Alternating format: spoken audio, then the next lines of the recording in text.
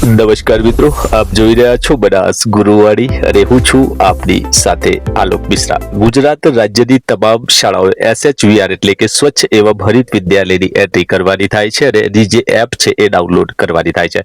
મિત્રો તો આવો જોઈએ આ વિડીયોમાં શું છે મહત્વની જાણકારી। તો સૌપ્રથમ આપણે પ્લે સ્ટોરમાં જવાનું છે। પ્લે સ્ટોરમાં જઈને આપણે SHVR સર્ચ કરવાનું છે। જોઈ રહ્યા છો આપણે SHVR લખીને સર્ચ કરશું।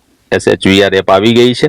હવે આ જે SHVR આ પ્રકારનો આપણને ઇન્ટરફેસ જોવા મળે છે એને આપણે ઇન્સ્ટોલ કરી લેવાની છે। અહીંયા મેં ઇન્સ્ટોલ કરી લીધી છે એટલે આપણે ઓપન કરશું। ઓપન કર્યા પછી આવો ઇન્ટરફેસ આપણને જોવા મળે છે। હવે આપણે આપણી ભાષા છે એ સિલેક્ટ કરવાની છે। આ બે ભાષાઓ અહીંયા આપેલી છે, ઇંગ્લિશ અથવા હિન્દી। તો આપ અનુકૂળતાએ જે ભાષા સિલેક્ટ કરી શકો છો।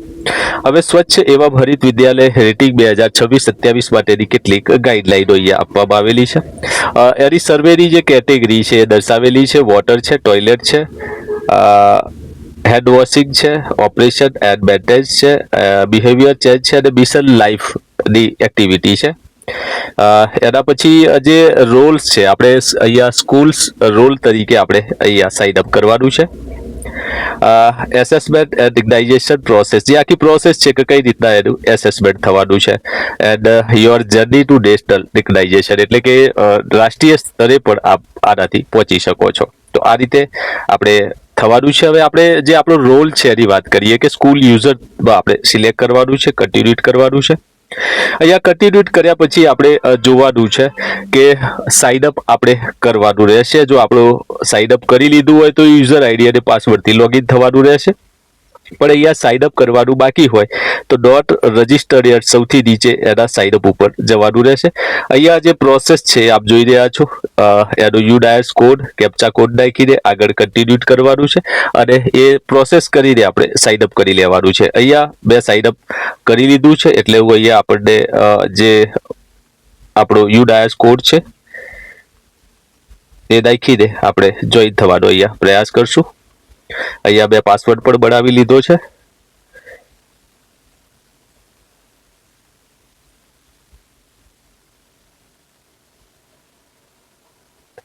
હવે અહીંયા જે આપણો કેપ્ચા કોડ છે એ નાખી દેવાનો રહેશે।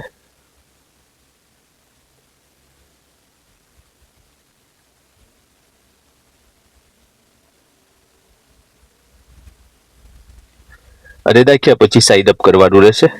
હવે આપણે સાઇન અપ કરવા માટે બે રીતે પણ સાઇન અપ કરી શકીએ છીએ। યુઝર આઈડી અને પાસવર્ડ જો વર્ક ના કરતું હોય તો આપણે સાઇન વિથ OTP પણ કરી શકીએ છીએ। અહીંયા આપણો યુઝર આઈડી કોડ નાખવાનો રહેશે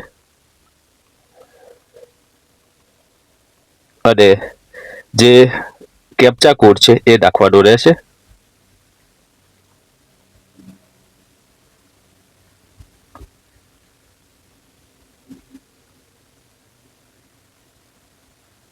અને સેન્ડ OTP કરવાનું રહેશે। મિત્રો અહીંયા આપણને થોડી તકલીફ પડી શકે છે,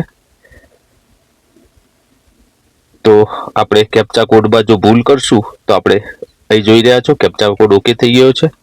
હવે આપણે સેન્ડ કરશું તો કેપ્ચા કોડ જો ખોટો પડે તો આપણે ફરીથી એને ચેન્જ કરી દેવાનું રહેશે।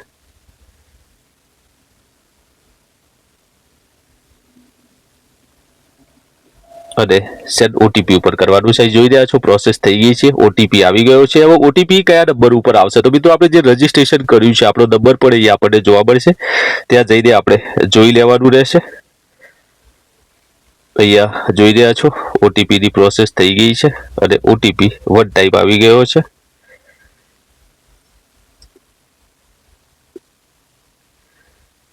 મિનિસ્ટ્રી ઓફ એજ્યુકેશન તરફથી।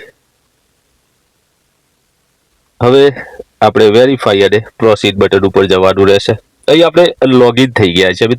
મિત્રો લોગિન પ્રોસેસ માટે મહત્વની વાત હતી કે પહેલા આપણે સાઇન અપ કરી લઈશું। સાઇન અપ કર્યા પછી યુઝર આઈડી અને પાસવર્ડ બનાવી દઈશું અને યુઝર આઈડી પાસવર્ડ બની ગયા પછી આપણે સીધા લોગિન થઈ જઈશું, અથવા તો sign up with OTP sign up કર્યા પછી આપણે OTP થી પણ આપણે લોગિન થઈ શકીએ છીએ। તો મિત્રો અહીં જોઈ રહ્યા છો કે જે કેટેગરી છે વોટર છે, ટોયલેટ છે, હેન્ડ વોશ વિથ સોપ છે, ઓપરેશન્સ એન્ડ મેન્ટેનન્સ છે અને behaviour change and capacity building છે। તો આ જે છ પ્રકારના મિશન લાઈફ એક્ટિવિટી છે. તો આ 6 પ્રકારના જે ડોમેન્સ અહીંયા આપણને દેખાય છે, જે એના પેરામીટર્સ છે ચેક કરવાના રહેશે. આ તમામ પ્રશ્નો આપણે 9 સુધી ABC આપણે જે જવાબો આપણી શાળાને અનુકૂળ લાગુ પડતા હોય એ આપણે કરવાના રહેશે. ટોયલેટના 0 થી લઈને 12 સુધીના જે પ્રશ્નો છે આપણી શાળાને જે ABCDમાં જે લાગુ પડતા હોય આપણે કરી દેવાના રહેશે. હેન્ડવોશ ડે વિથ એની વાત છે, એમાં પણ આપણા જે ક્વેશ્ચન છે 7 એ પણ આપણે કરી દેવાના રહેશે. એના પછી ઓપરેશન્સ એન્ડ મેન્ટેનન્સ છે, એના પર પ્રશ્નો આપણને જે આવ્યા છે એ પ્રમાણે આપણે શાળાને લાગુ પડતા જવાબો આપણે ABCDમાં ટીક માર્ક કરવાના રહેશે. બિહેવિયર ચેન્જની વાત કરીએ તો 9 ક્વેશ્ચન છે, એના પણ આપણે આપણી શાળાને લાગુ પડતા જવાબો આપણે અહીંયા સબમિટ કરવાના રહેશે. અને લાસ્ટ છે મિશન લાઈફ એન્ડ એક્ટિવિટી. મિત્રો અહીંયા ઇકો ક્લબ મિશન લાઈફમાં આપણે જે એક્ટિવિટી જે ઇવેન્ટો કરી છે એના લઈને મહત્વની વાત અહીંયા કરવામાં આવી છે.